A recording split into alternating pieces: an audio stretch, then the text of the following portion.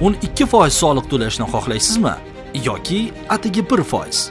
Agar tadbirkor bo'lsangiz va yoshlarni ishga olsangiz, davlat sizga shunday imkoniyatni beradi. O'zbekistonda yoshlar uchun soliqlar kamaytirilgan, grantlar beriladi va milliardlab kreditlar ajratiladi. Agar siz 30 yoshgacha bo'lsangiz, biznes boshlash uchun katta imkoniyatlar mavjud. Birinchidan, yosh tadbirkorlar 2,5 milliard so'mgacha imtiyozli kredit olishlari mumkin. Ikkinchidan, innovatsion g'oya yoki startap loyihangiz bo'lsa, 1-2 milliard so'mgacha investitsiya jalb qilish imkoniyati bor. Bundan tashqari, maxsus tanlovlar orqali 50 million so'mdan 100 million so'mgacha grantlar ham ajratiladi. Yoshlarni ishga olgan tadbirkorlar uchun esa ijtimoiy soliq 12% dan atigi 1% gacha kamaytirilishi mumkin.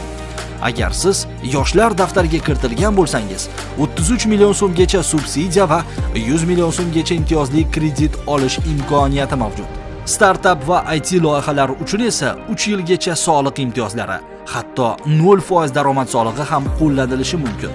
Bundan tashqari, ko'plab faoliyat turlarida yoshlar oyiga 100 ming so'mdan 300 ming so'mgacha qat'iy soliq bilan rasmiy tadbirkorlikni boshlashlari mumkin. Shuningdek, yosh tadbirkorlarga yer maydoni, ishlab chiqarish joylari va arzon ijaradagi binolar ham ajratiladi.